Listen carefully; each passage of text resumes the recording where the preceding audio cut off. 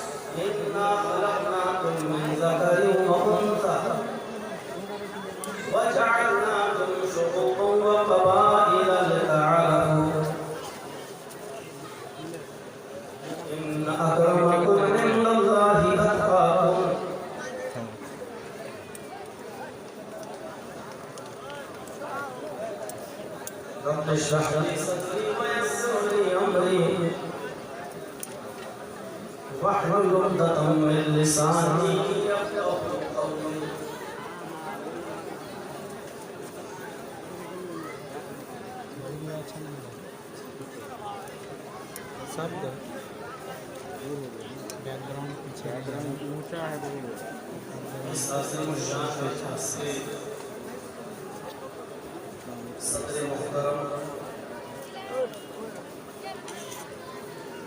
Stage पर बैठे हुए इलाके के मुअज़्ज़ज़ और बावक़ार अहबाब,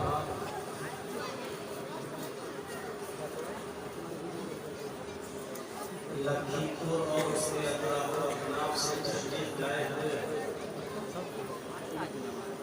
मोहतरम सामईन हज़रात, पर्दा नशीन इस्लामी ख़वातीन माँ और बहनों, कौमों मिल्लत के लायक वर्ग नौजवानों, मुस्तक़बिल के होनहार अज़ीज़ बच्चों, रात के 10:30 बजे तक आपने बहुत ही खूबसूरती के साथ इस प्रोग्राम को सुना है। बच्चों ने भी अपनी तकदीरें, नज़्में और नातें आपके सामने पढ़ी हैं।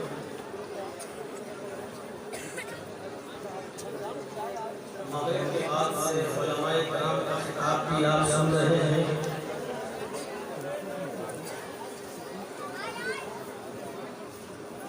और अब मुझे भी आप सुनने के लिए यहाँ तशरीफ लाए हैं।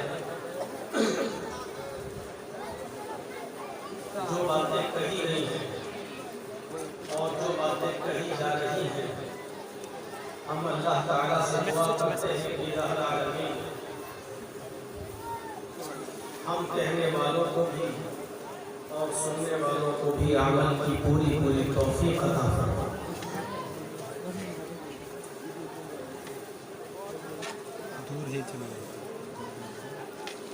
ये दुनिया दारुल अमल है। यहाँ हम एक फसल को बोने के लिए आए हैं और उस फसल की पैदावार अच्छी हुई या बुरी,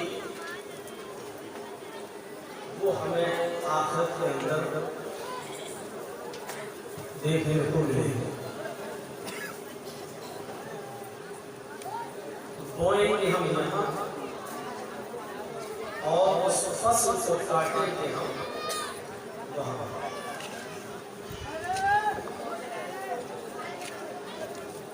इतनी सी बात हमें और आपको अगर समझ में आ जाए तो समझ लो कि हमने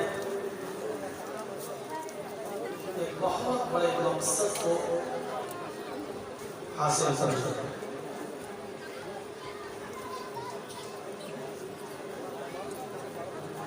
एक और मकसद है हमारा और आपका,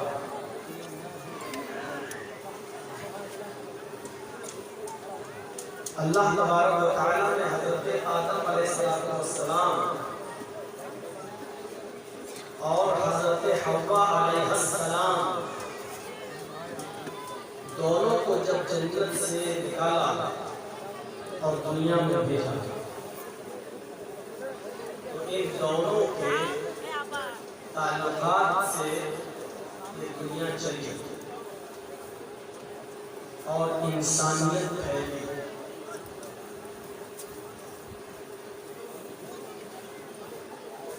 इंसानियत का दर्स दुनिया के हर मजहब के अंदर आपको मिलेगा। और एक बात मैं क्लियर कर दूं कि जिस मजहब के अंदर इंसानियत नहीं है, यकीनन वो कोई मजहब नहीं है।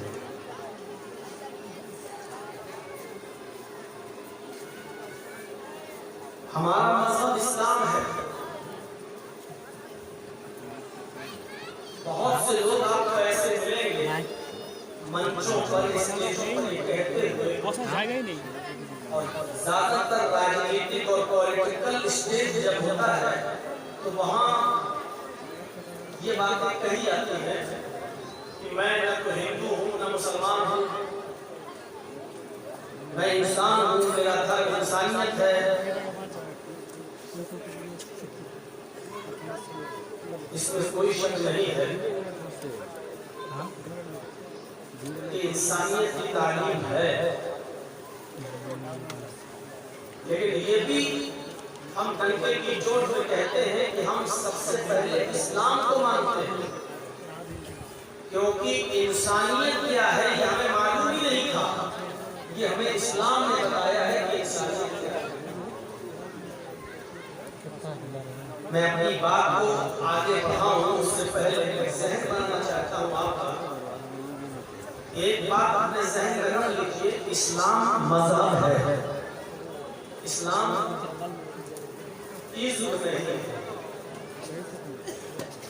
अब इज़्म और मजहब को समझ लीजिए। इस्लाम मजहब है, इज़्म नहीं है। हिंदू एक इज़्म है, ईसाई एक इज़्म है, यहूदी एक इज़्म है, जैन इज़्म है, सिख इज़्म है। ये मजहब नहीं है, इज़्म है। और इस्लाम इज़्म नहीं है, इस्लाम मजहब।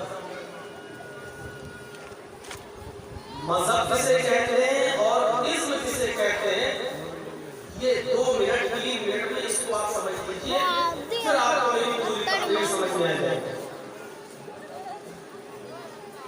इज़्म कहते हैं जिसके अंदर फाउंडेशन ना हो, और मजहब कहते हैं जिसके अंदर फाउंडेशन। आपको काउंट करके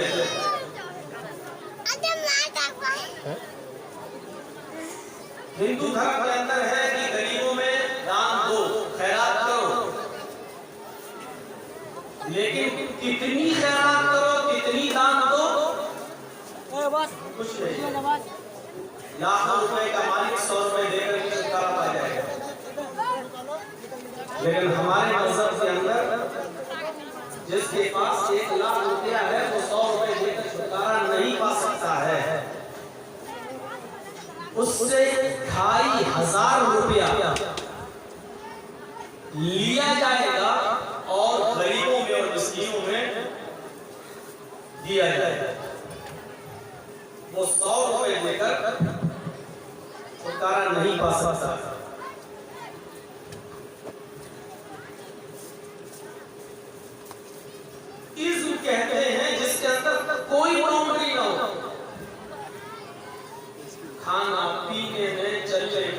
फिरने में, पूछने में, रहने सहने में, जिसके अंदर कोई बाउंड्री ना हो।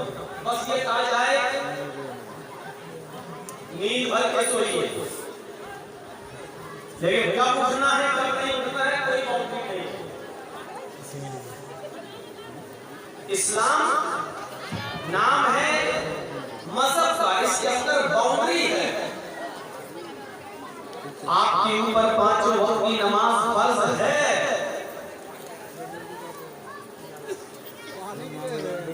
लेकिन इतनी कसरत से नमाज पढ़ने का हुक्म नहीं है कि आप रातों दिन नमाज पढ़ते हैं और मेहनत और मजदूरी करके अपने बीवी और बच्चों का पेट न पालें। इस्लाम के अंदर रोजा रखने का हुक्म है, लेकिन रमजान के रोजों के अलावा फिर किसी और महीने में कंटिन्यू मुसलसल पैर दर पैर रोजे रखने का हुक्म नहीं है, बल्कि उससे मना किया गया है, क्योंकि ऐसा करने से आपके ऊपर कमजोरी लाएगा।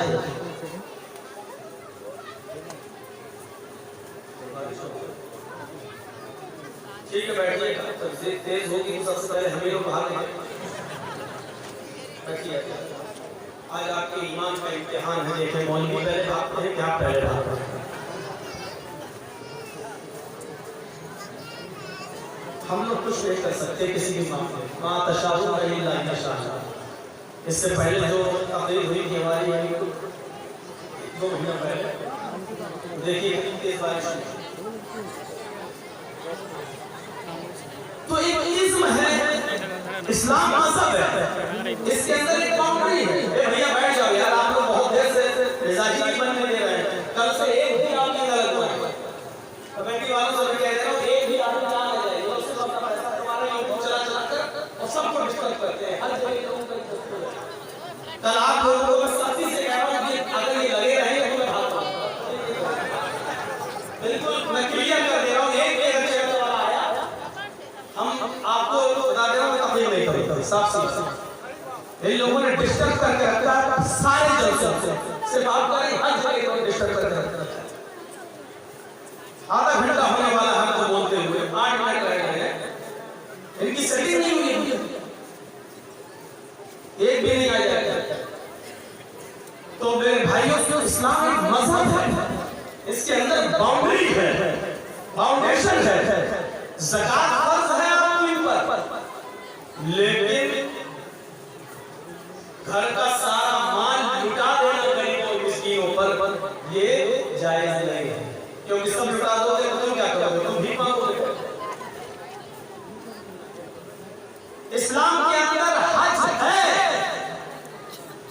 साहिब इस्तिताअत पर हज फर्ज है, लेकिन ये नहीं कहा गया है कि हज करने के लिए तुम्हारे पास कुछ ना हो तो अपनी दुकान बेच दो, अपना मकान बेच दो, हज कर लो। ये नहीं कहा, ये सख्ती नहीं है इस्लाम। बहुत अच्छी तरीके से समझ लीजिएगा, इस्लाम एक बाउंड्री है। आपको ये नमाज पढ़ना है, इस वक्त में पढ़ना है, ये नमाज पढ़ना है, इस वक्त में पढ़ना है, ये नमाज पढ़ना है, इस वक्त में पढ़ना है। 24 घंटे आपको सजदों पे सजदे नहीं ठोकना है। आपके ऊपर ज़कात है, लेकिन एक महदूद दायरा है, इतनी देना है, आपको सारा का सारा माल नहीं लुटाना है। रोजे फर्ज है रमजान के, वो कंटिन्यू रखना है, लेकिन रमजान के रोजों के अलावा और दूसरे महीने में, किसी भी महीने में कंटिन्यू रोजे नहीं है। आप अय्याम बीस के रोजे रख सकते हैं, महीने 3 रोजे, अरबी की 13, 14, 15 तारीख का 3 रोजा आप रख सकते हैं, आपको इजाजत है।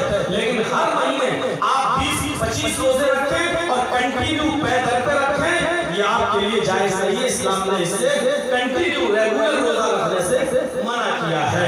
मेरे भाइयों, हज फर्ज है, लेकिन घर और मकान और दुकान बेचकर हज करने जाने की इजाजत इस्लाम के अंदर नहीं है।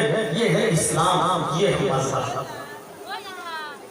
इसी तरीके से अला हाज़िल क़यास, सारी मसलों को इसी पर क़यास किया जाएगा। औरतों पर पर्दा फर्ज है, लेकिन इस हद तक नहीं कि वो बीमार हो जाए और इसके बावजूद भी वो किसी डॉक्टर को, किसी जेंट्स डॉक्टर को न दिखाए कि नहीं, हमारे जिस्म को, हमारी नफ्स को कोई जेंट्स नहीं देख सकता है। इस्लाम में हराम है,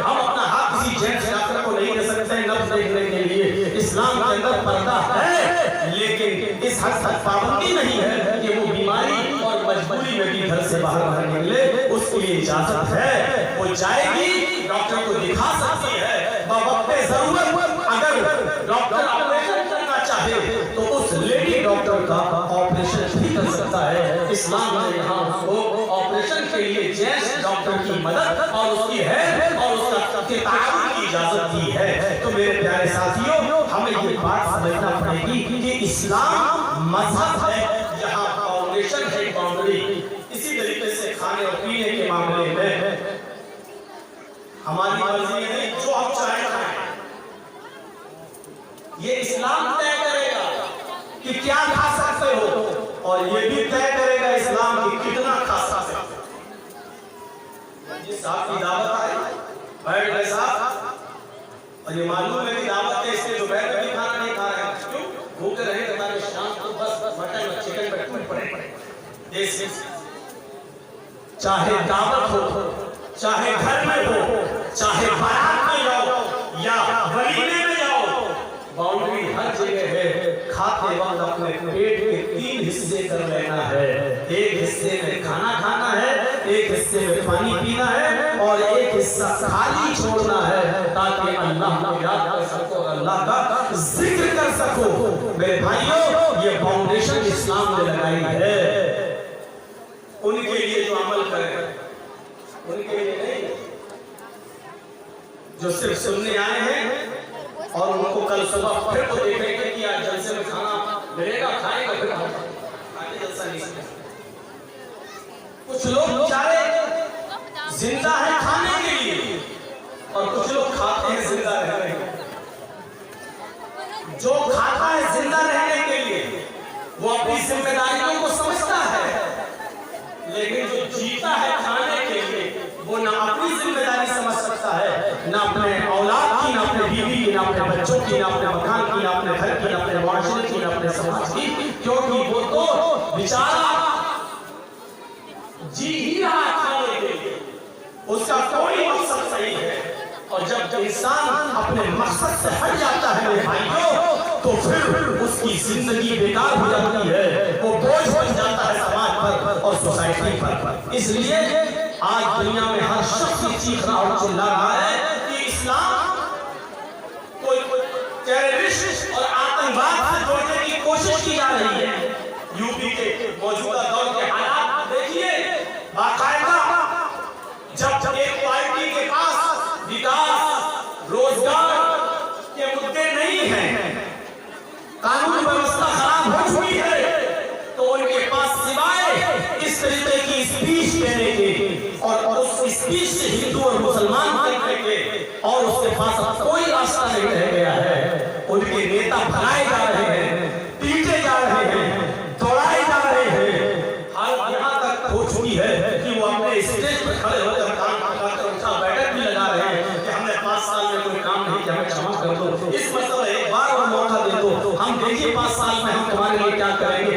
ये सूरत-ए-हाल पैदा हो हुई है, लेकिन उनके बड़े बड़े मंत्री आज भी ध्रुवीकरण करना चाह रहे हैं। देखो हमने राम मंदिर बनवाया या नहीं, देखो आजम खान जेल में है या नहीं, देखो मुख्तार अंसारी जेल में है या नहीं, देखो हम अगर सरकार में नहीं आए तो आजम खान छूट जाएगा, मुख्तार अंसारी छूट जाएगा, अतीक अहमद छूट जाएगा। इस तरीके की भाषा यूज करके और सिर्फ मुस्लिम क्रिमिनल लोगों का नाम लेकर ध्रुवीकरण करने की कोशिश करके मुसलमानों को किसी न किसी शक्ल में इंसानियत से निकालने की कोशिश की जाती है कि ये इंसान ही नहीं है।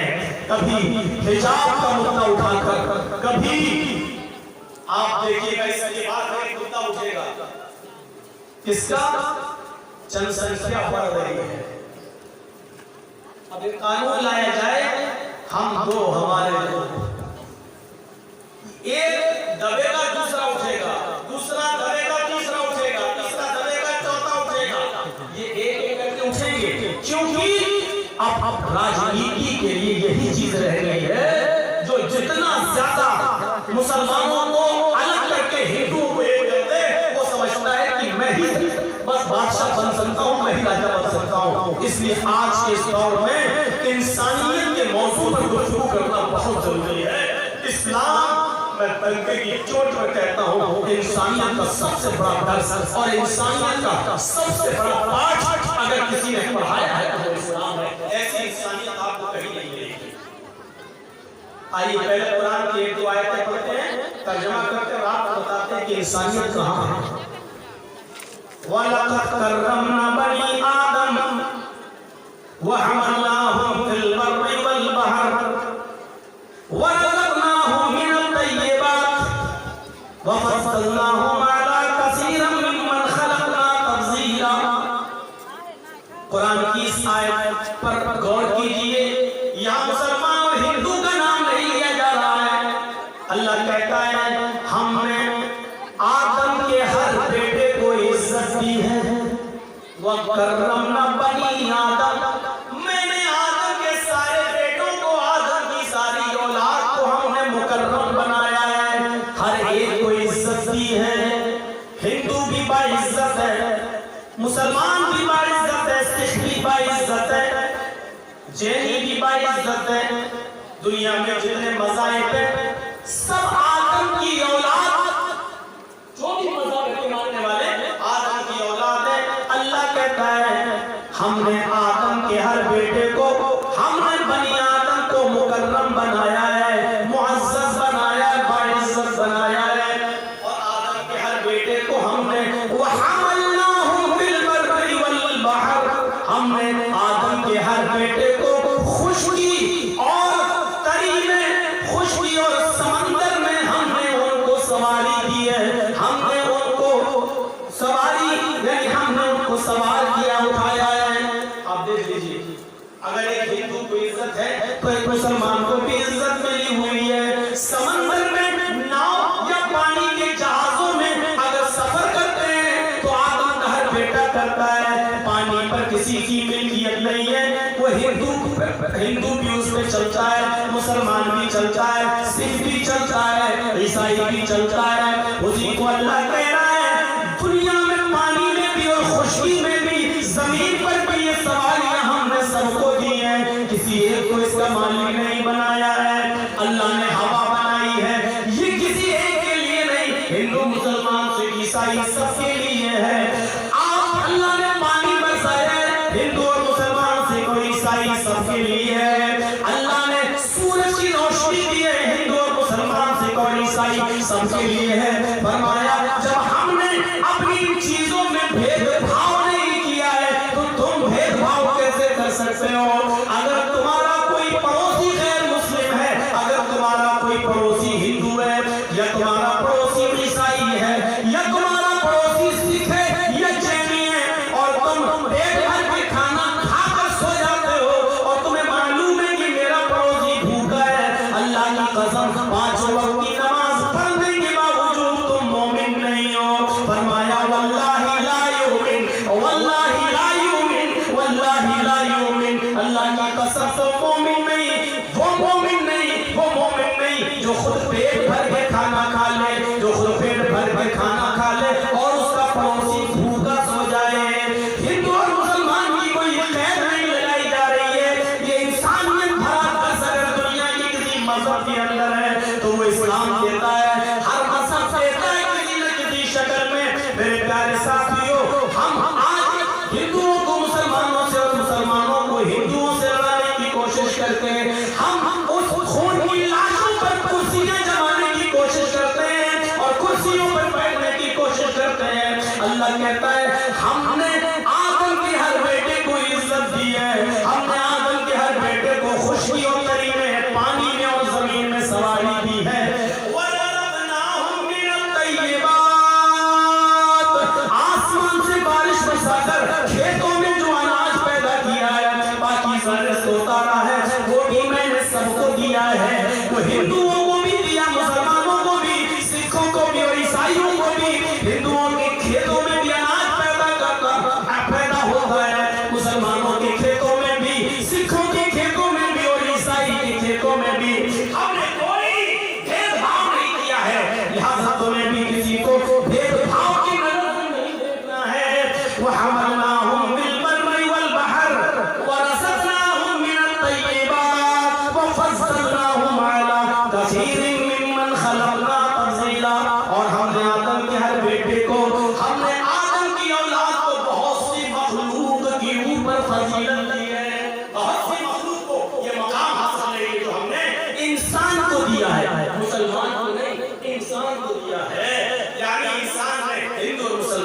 शामिल है।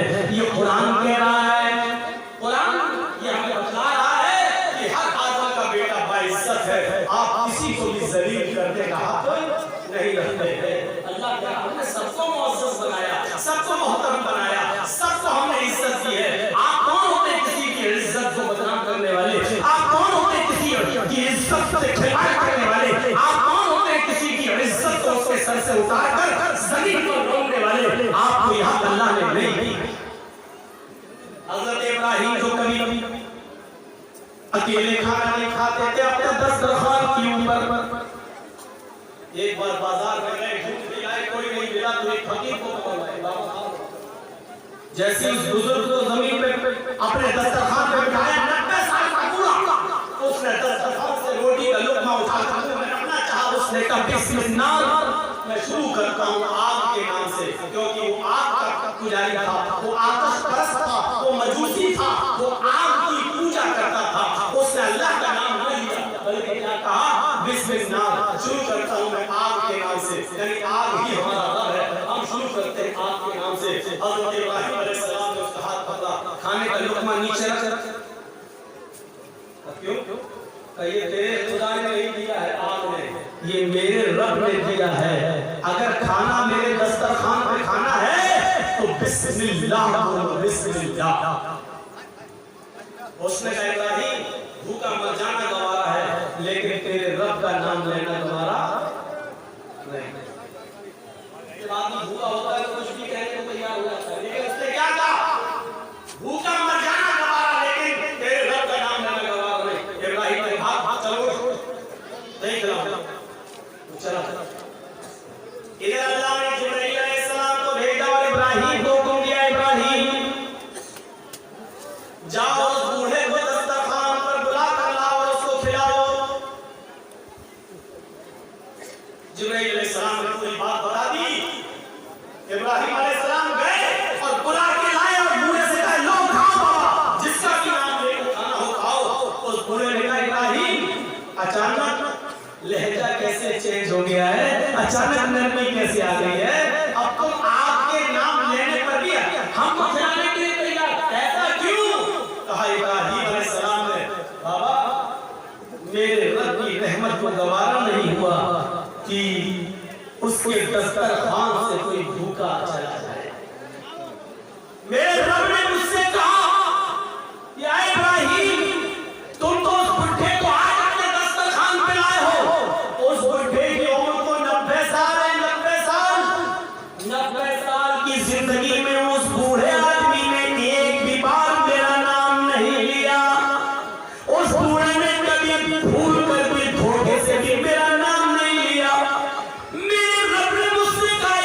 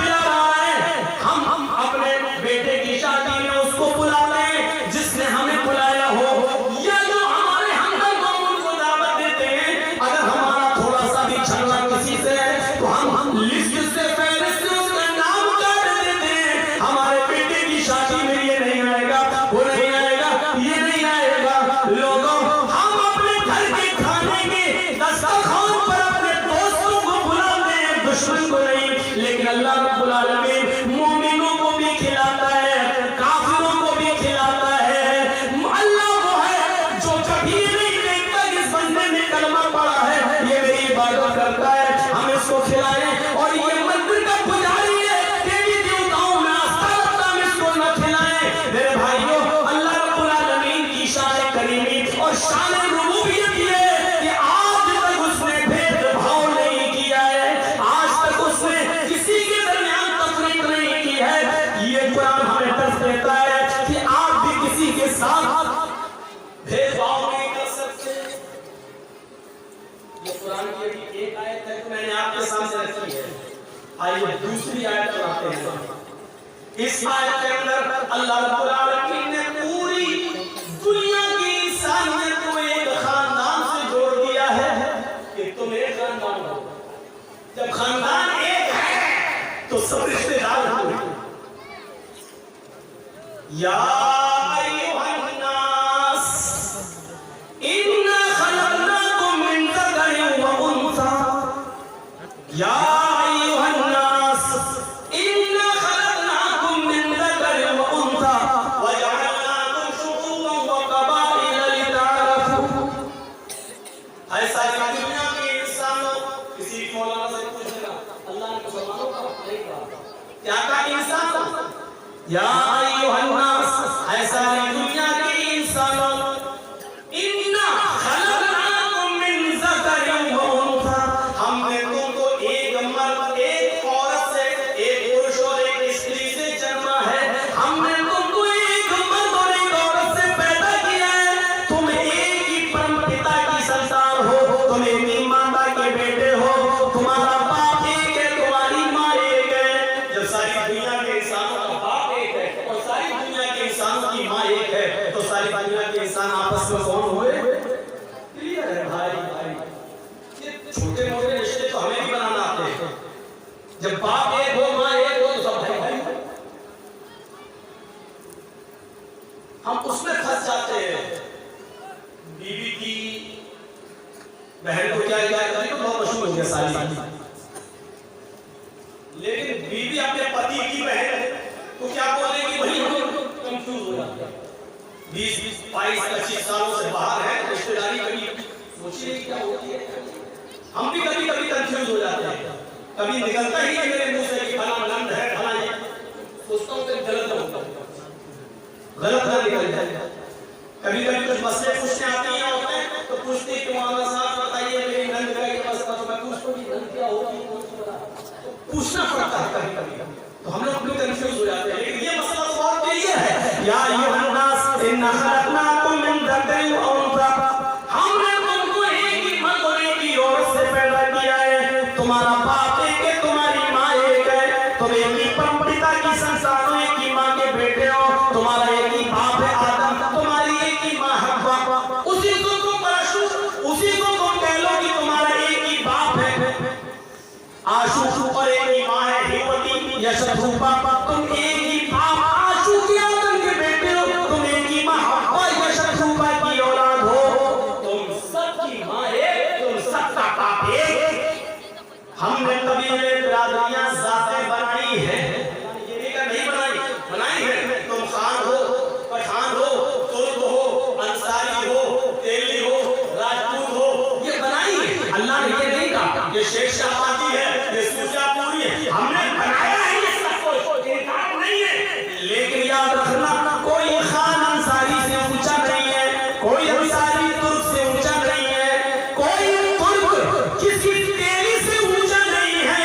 अल्लाह कहता है कि कोई किसी से ऊंचा नहीं है, सब बराबर है। हमने कबीले और बिरादरियां और जातें इसलिए बनाई ताकि तुम एक दूसरे को पहचान लो। अब जब जिस नाम के 3-4 पैदा हो जाए, पुलिस जजेस को पकड़ने आ रही है, एक जजेस को देखा, कौन जजेस? हमारे गांव में तो 6 जजेस हैं। अब अच्छा वो खान, अच्छा वो अंसारी, अच्छा वो तेली, हाँ उसकी बंदियत ये, ये पहचान। इसलिए हमने तुम्हें तुम्हारे कबीलों में और बिरादरियों में बांटा है ताकि तुम्हारी पहचान की जा सके, ताकि तुम्हें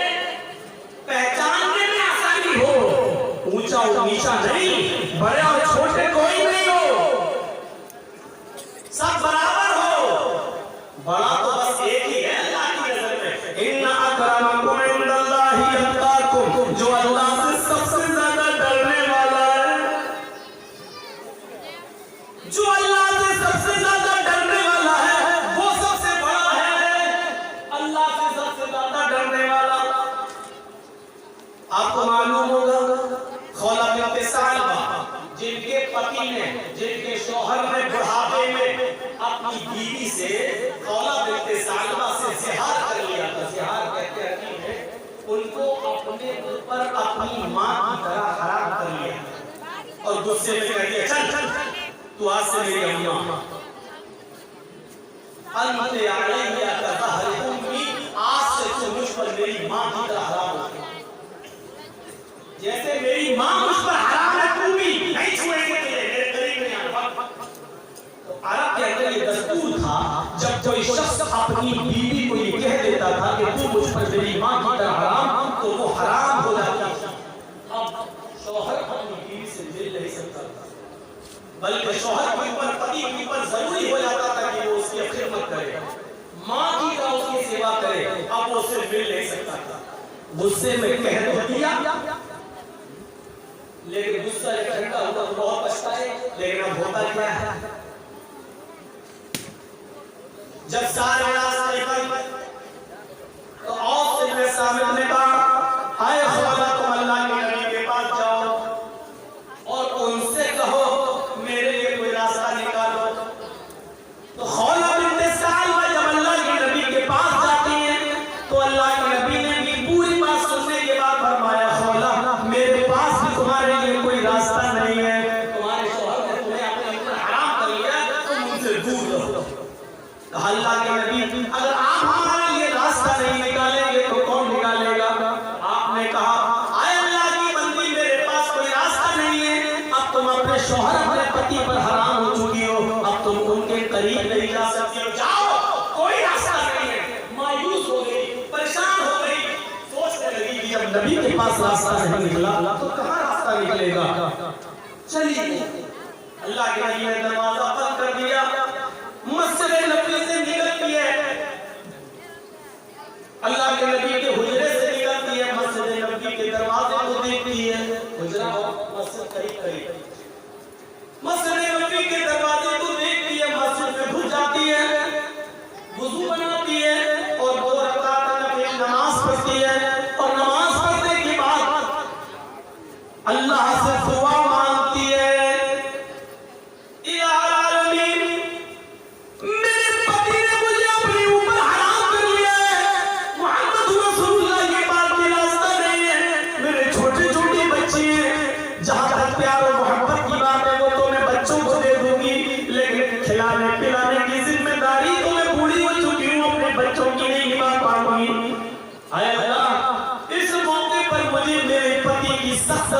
मेरे पति को मेरी सख्त जरूरत है, बुढ़ापे में दोनों एक दूसरे का सहारा हो गए।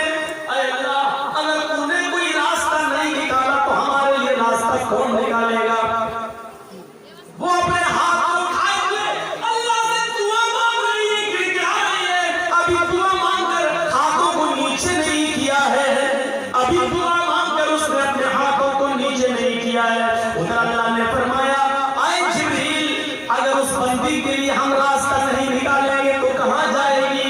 उसने मोहम्मद की चौखट पर नहीं बल्कि मेरी चौखट पर सवाल किया है, उसने मोहम्मद रसूलुल्लाह के पास जाकर के रास्ता न पाया तो उसने हमारे घर में, हमारी मस्जिद में आकर उसने सजदे में सर रख लिया और हाथ उठाकर दुआ कर रही है।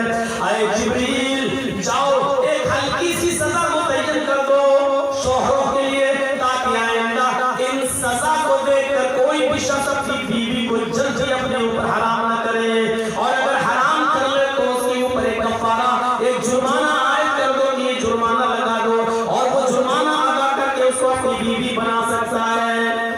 जिब्रील अमीन आते वही लेकर अभी इस औरत ने अपने हाथों को नीचे नहीं किया, उधर जिब्रील अल्लाह के नबी पाक के पास कुरान की आयत लेकर नाज़िल होते हैं, क़द समिअ अल्लाहु क़ौलन लती तुजादिलुका फी ज़ौजिहा व तश्तकी इलल्लाह। अल्लाह ने उस औरत की बात को सुन लिया जो आपसे बहस कर रही थी, बारे में, अपने हस्बैंड के बारे में, वो तश्तकी इल्लल्लाह, और वो अल्लाह से भी फरियाद कर रही है, अल्लाह से भी दुआ करती जा रही है। अल्लाह ने उस औरत के लिए रास्ता बदल दिया, और उस एक औरत के रास्ते, एक औरत की वजह से अल्लाह ने दुनिया की सारी औरतों के लिए रास्ता आसान कर दिया है, सारी औरतों के लिए रास्ता बना दिया है। आए मोहम्मद सल्लल्लाहु अलैहि वसल्लम, ये जुर्माना आयत कर दो उन लोगों पर जो लोग अपनी बीवी को अपनी मां की तरह हराम कर लेते हैं। वो अपनी बीवी बनाने से पहले एक गुलाम आजाद करें। उस जमाने में गुलाम चलते थे, आज तो चलते नहीं। गुलाम आजाद करें, एक गुलाम आजाद करके अब अपनी बीवी को बीवी बना सकते हैं, जिसको मां की तरह हराम कर लिया उसको। अगर गुलाम आजाद करने की ताकत नहीं है तो 60 रोजे रखें बतौर सजा की। ये रोजे कंटिन्यू रखना पड़ेगा, सजा वाले रोजे कंटिन्यू, क्योंकि सजा में मजा तभी है जब सजा का एहसास हो। कंटिन्यू सजा, शहरैन मुतताबिईन, कंटिन्यू रेगुलर। 55 रोजे आपने रख लिए, 55 रोजे रख लिए, चलो एक रोजा छोड़ देते, थोड़ा सस्ता है, फिर 5 में पूरे कर लेंगे।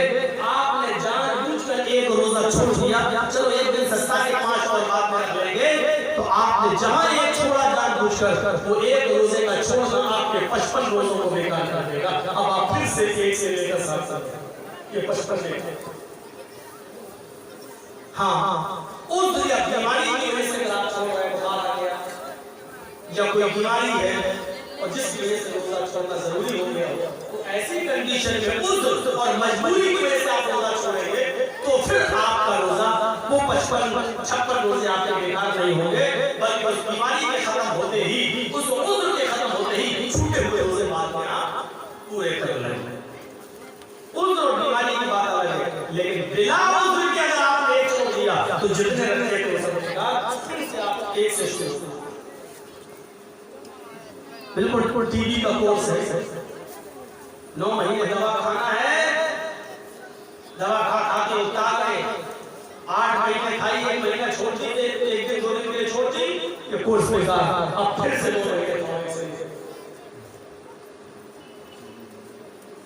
और अगर 60 मिस्कीनों को भी खाना खिलाने की ताकत, 60 रोजे रखने की ताकत ना हो,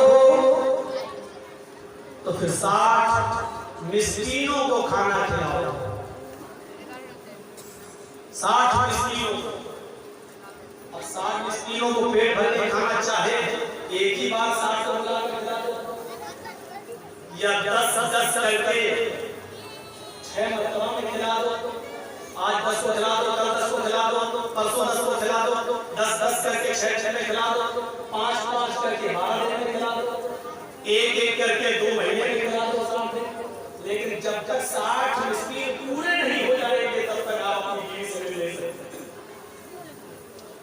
मसला याद रखिए, ये मसले हैं जिनको हम मसाला समझ के खाएंगे, ये मसले हैं। अगर आपको ज्यादा जल्दी है, अपनी बीवी को जल्दी बीवी बनाना है, जल्दी चाहे तो हमारी बीवी हमारी वजह तो 60 को एक दिन बुलाओ 60 मिस्कीनों को, और दोनों टाइम खाना नहीं खिलाना, सिर्फ एक टाइम खाना खिलाना है। पेट भर के 60 मिस्कीन को खिला दीजिए, आपका कफारा अदा हो गया, अब आप अपनी बीवी बनाइए। लेकिन उस एक औरत की गुफ्तगू, उस एक औरत खौला बिन्त सालिमा की दुआ को अल्लाह ने सुना। यह अल्लाह से डरने वाली औरत थी जिसने मस्जिद नबी का दरवाजा देखा, और नबी के दरवाजे से जब निकल आई और अल्लाह के नबी ने जब कहा था, खौला मेरे पास भी तेरे लिए कोई रास्ता नहीं है, जा मैं तेरे लिए कुछ नहीं कर सकता, तू अपने शौहर पर हराम हो चुकी है। तब वो नबी के दरवाजे से निकली, लेकिन मस्जिद नबी के दरवाजे पर पहुंची तो दरवाजा फेंक कर मुस्कुराती है मस्जिद नबी का, और मोहम्मद की चौखट को देखकर कहती है, अरे मोहम्मद, तेरी चौखट बंद हुई तो क्या हुआ, तेरा दरवाजा बंद हुआ तो क्या हुआ, तेरे रब का दरवाजा तो खुला है, मेरे रब का दरवाजा तो खुला है। ये डरने वाली औरत थी। और जानते हो, काश मत पूछो, कौम मत पूछो, बिरादरी मत पूछो, इतनी इज्जत इस औरत को मिली थी कि अल्लाह के नबी सल्लल्लाहु अलैहि वसल्लम इस दुनिया में नहीं है। हज़रत उमर फारूक एक मरतबा अपने घोड़े पर बैठ सफर जा रहे हैं। अल्लाह हजरत उमर फारूक घोड़े पर बैठकर सफर कर रहे हैं और खौला बिन्त सालमा लाठी टेक कर जमीन पर चल रही है, कमर झुक चुकी है। हजरत खौला ने उमर फारूक को लाठी के इशारे से हुक्म दिया, रुक। हजरत उमर ने घोड़ा वहीं रोक दिया, उसने इशारा किया हाथ से चला। हजरत उमर घोड़े से उतरे और खौला बिन्त सालमा के पास गए। पूछा क्या बात है? तसव्वुर कीजिए वो खौला बिन्त सालमा जो आज बहुत बूढ़ी हो चुकी है, वो खौला बिन्त सालमा जिसकी कमर झुक चुकी है, वो खौला बिन्त सालमा जो लाठी फेंक कर जमीन पर चल रही है। हजरत उमर को ललकारती है, उमर को घोड़े से उतरकर खौला बिन्त सालमा के पास आना पड़ता है। और उमर भी वो उमर जो 1 मील नहीं, 2 मील नहीं, 1 बीघा नहीं, 2 बीघा नहीं, 1 एकड़ नहीं, 2 एकड़ नहीं, 22 लाख मुरब्बा मील पर जिसने हुकूमत की हो, वो उमर उसके पास आता है। खौला बिन्त सालमा कहती है, नीचे झुक, तेरे कान में कुछ कहना है। हजरत उमर ने जब अपना कान नीचे किया, खौला बिन्त सालमा ने कुछ भी कहा, पता नहीं चल सका कि वो क्या कहा। खौला बिन्त सालमा ने उमर के कान में कुछ कहा, लेकिन क्या कहा ना उमर ने बताया, ना आज तक किसी को पता चला। लेकिन सहाबा ने उमर फारूक को बड़े ताने दिए। अमीरुल मोमिनीन होकर एक मामूली औरत के सामने झुक गए। अरे वो आपके दरबार में आती है, किसी को भेजती, आपके घोड़े को रोका और आपने रोक लिया, उसने आपको बुलाया और आप चले गए। उसने कहा झुक, आप झुककर उसकी बात को सुनने लगे। तो हजरत उमर फारूक ने जो जवाब दिया, नौजवानों जवाब को सुनो। हजरत उमर फारूक ने कहा, आए मेरे साथियों, मेरा दिल भी कर रहा था कि इस औरत की बात न सुने, मैं अपने घर जाऊं और इसको जरूरत हो तो मेरे घर आए, किसी को भेजे। लेकिन मैं उतरा, मैं इसके पास गया, इसने मेरा कान नीचे कर मैंने कान नीचे किया। ऐ साथियों, मैं उस औरत की गुफ्तगू को कैसे न सुनता, उस औरत की बात को कैसे न सुनता, जिसकी बात और जिसकी जबान से निकलने वाले लफ्जों को और जिसकी जबान से निकलने वाले अल्फाज को अल्लाह भी नहीं काट सका। अल्लाह ने भी जिसकी बात को रद्द नहीं किया और रिजेक्ट नहीं किया। ये वो औरत है, अल्लाह से डरने वाली ये वो औरत है, ये तकवा प्यार करने वाली वो औरत है, जिसकी तकवे की बुनियाद पर अल्लाह ने अर्श पर बैठकर, कुर्सी पर बैठकर इसकी गुफ्तगू को सुना है। जिस औरत की गुफ्तगू को आसमानों वाला रिजेक्ट न करता हो, उमर में भी हिम्मत नहीं है कि उसकी बात न सुने और बात सुनकर उसकी बात को पूरा न करे। जिसकी बात अर्श वाले ने सुनी हो, उसकी बात को मैं कैसे काट सकता हूँ। ये बुजुर्गी तकवे की बुनियाद पर मिलती है। कोई बड़ा कोई छोटा नहीं है, हम सब, कोई भी ताकत कोई भी कौम सब बराबर है। अगर किसी को बड़ा कहा जा सकता है तो सिर्फ तकवे की बुनियाद पर। जो अल्लाह से सबसे जितना ज्यादा डरेगा वो अल्लाह की नजर में उतना ही ज्यादा बड़ा होगा। मेरे भाइयों, इस चीज को समझने की जरूरत है, कोशिश करिए। या अय्युहन्नास इन्ना खलक़नाकुम मिन ज़करिन व उन्सा व जअलनाकुम शुऊबन व क़बाइला लितअराफू इन्ना अक्रमकुम इंदल्लाहि अत्क़ाकुम। अल्लाह फरमाता है कुरान करीम के अंदर है संपूर्ण जगत की मानव जाति है, सारी दुनिया के इंसानों, हमने तुमको एक मर्द और एक औरत से पैदा किया है। तुम्हारा बाप एक है, तुम्हारी माँ एक है। आए लोगों, तुम में कोई बड़ा नहीं, कोई छोटा नहीं। इन्ना अक्रमकुम इंदल्लाहि अत्क़ाकुम। तुम में सबसे बड़ा वो है जो अल्लाह से सबसे ज्यादा डरता है, जो अल्लाह से सबसे ज्यादा खौफ खाता है। यहाँ पर आने के बाद अब हमें गौर करना चाहिए। आइए कुरान करीम की एक आयत और आपके सामने पेश करता हूँ, उससे आप अंदाजा लगाइए। इसी से दुश्मनी हो सकती है। आपने मेरा हाथ मारा है, हमने आपका हाथ मारा है, आप हमारे दुश्मन, हम आपके दुश्मन हो सकता है। गैर मुस्लिमों से भी दुश्मनी हो सकती है, किसी भी बात पर। लेकिन अल्लाह ने कहा दुश्मनी चाहे जितनी हो, लेकिन दुश्मनी का तकाजा ये नहीं है कि आप अदल और इंसाफ करना छोड़ देंगे और सच्ची बात करना छोड़ देंगे और फैसला करते वक्त आप ये देखेंगे कि जर्जीस मुसलमान है तो फैसला मुसलमान के हाथ में किया जाए, या हिंदू ये देखेगा कि मेरा आदमी ये है कि मैं इसके हाथ में फैसला कर दूं। नहीं, कुरान करीम ने यहाँ क्या कहा है और क्या क्या तालीम दी है उसको देखिए और एक वाक़या, वला यजरिमन्नकुम शनआन कौमिन अला अल्ला तादिलू इअदिलू हुवा अक़रबु लित्तक़वा। ये कुरान की आयत है, मैं कोई लैला मजनून की कहानी नहीं सुना रहा हूँ। सुनिए कुरान करीम की आयत में हमें कितना जबरदस्त हुक्म दिया है, वला यजरिमन्नकुम शनआन कौमिन, किसी भी कौम की दुश्मनी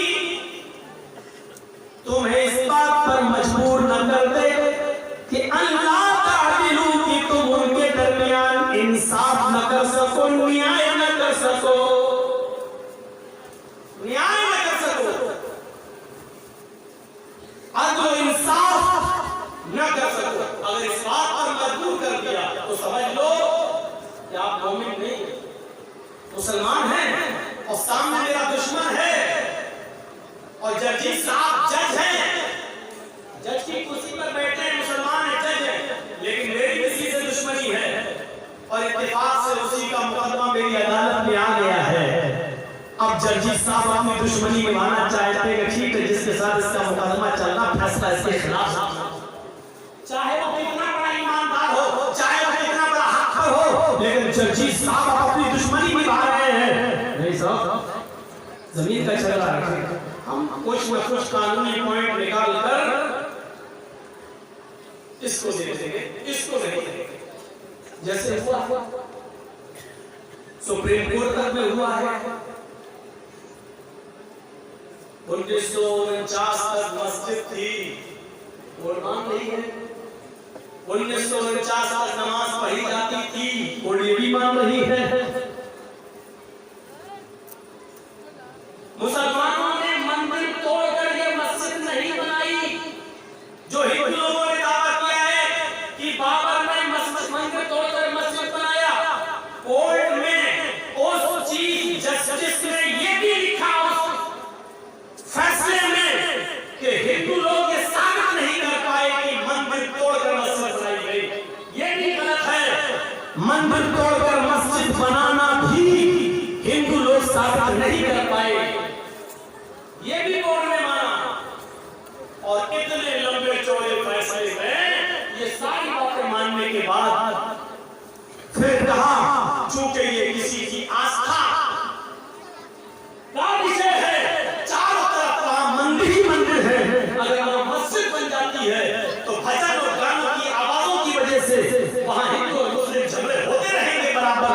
कभी इनके कान के भजन की आवाज, कभी इनके माइकों की आवाज, कभी अल्लाह अकबर की आवाज और कभी उधर मंत्रों की आवाज, लड़ाई और झगड़े के सौदे बनते रहेंगे और ये झगड़े का एक बुनियाद बनेगी। लिहाजा इस जगह को हिंदुओं को दी जाती है कि वो अपना मंदिर बनाए और उस मस्जिद को जो तोड़ी गई है और शहीद की गई है, उस मस्जिद को बनाने के लिए मुसलमानों को उसी अयोध्या में दूसरी जगह 5 एकड़ जमीन दे दी जाती है ताकि वहां जाकर वो मस्जिद बना लें। ये फैसला हुआ है। अब आप अंदाजा लगाइए, क्या ये अब और इंसाफ है? क्या ये न्याय है? जो दावे तुम्हारे थे कि मंदिर तोड़कर मस्जिद बनाएगी, क्या तुम इस बात को साबित कर पाए? नहीं। मुसलमानों ने साबित किया कि 1949 तक नमाज पढ़ी जाती रही, मुसलमानों ने ये साबित किया कि 1949 तक वो मस्जिद रही, मुसलमानों ने ये साबित किया कि वो मस्जिद थी और उसको तोड़ा गया और शहीद किया गया। लेकिन प्यारे साथियों, इसके बावजूद फैसला क्या होता है? इसी को कुरान कह रहा है, वला यजरिमन्नकुम शनानु कौमिन अला अल्ला तादिलू। लोगों, आए मुसलमानों, तुम ऐसा मत करना किसी कौम की दुश्मनी तुम्हें इस बात पर मजबूर कर दे कि तुम उसके साथ इंसाफ की बात न कर सको, अदल की बात न कर सको, इंसाफ न कर सको। अदल होना चाहिए। आइए मैं आपको एक वाकया सुनाता हूँ, जबरदस्त वाकया।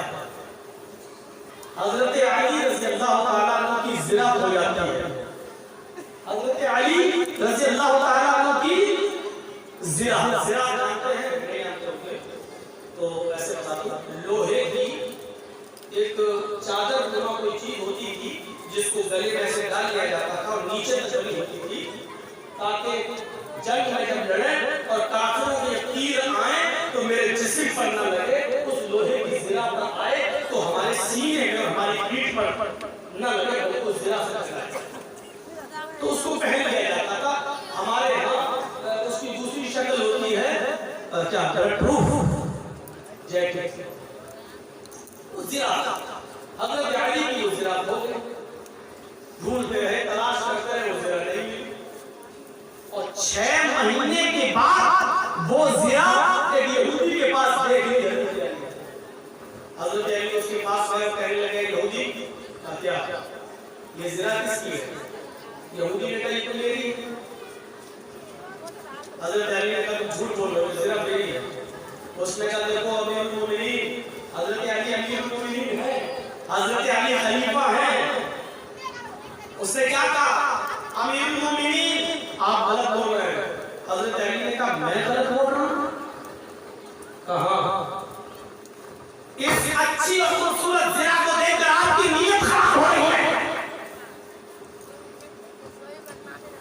हज़रत अली ने कहा मेरी नीयत खराब नहीं हो रही, ज़िरा मेरी है। ये बताओ कि तुम मुझे ईमानदारी के साथ के साथ ये ज़िरा दे रहे हो या नहीं दे रहे हो, या फिर मैं तुम्हारे खिलाफ मुकदमा दायर करूं? ठीक है।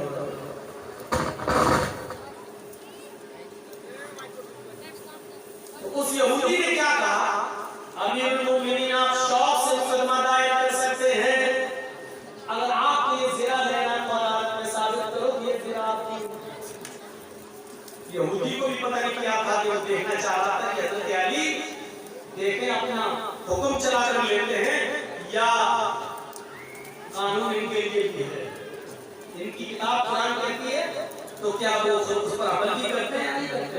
हज़रत अली ने मुकदमा दायर कर दिया कि मेरी ज़िना खो गई है और वो ज़िना मैंने यहूदी के पास 6 महीने के बाद देखी है, लिहाजा यहूदी से वो ज़िना मुझे दिलवाई।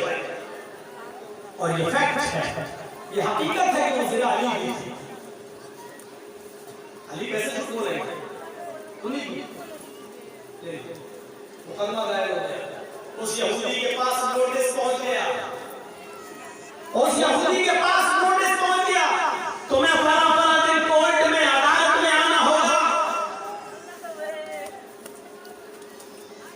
अदालत में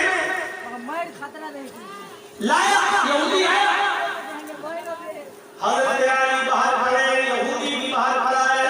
थोड़ी देर में आवाज आती है काज़ी शुरैह ने अपने जो दरवाजे पर लगाते हैं आवाज देने के लिए, हज़रत काज़ी शुरैह ने अपने आदमी से कहा इन दोनों को बुलाओ। दरवाजे पे जो आदमी खड़ा था, जो सिपाही खड़ा था, वो आवाज लगाता है अमीरुल मोमिनीन अली अंदर आए।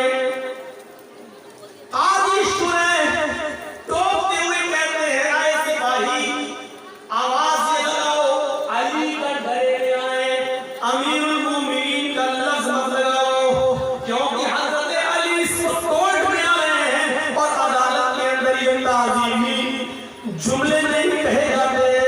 इन जुमलों के कहने से कोर्ट के ऊपर फर्क पड़ता है। यहाँ मैं फैसला सुना रहा हूँ, ये नहीं देख रहा हूँ कि अली कौन है, खलीफा है, क्या है, मुझे इससे कोई मतलब नहीं है। यहाँ इंसाफ के लिए आए हैं, यहाँ इंसाफ होगा, लिहाजा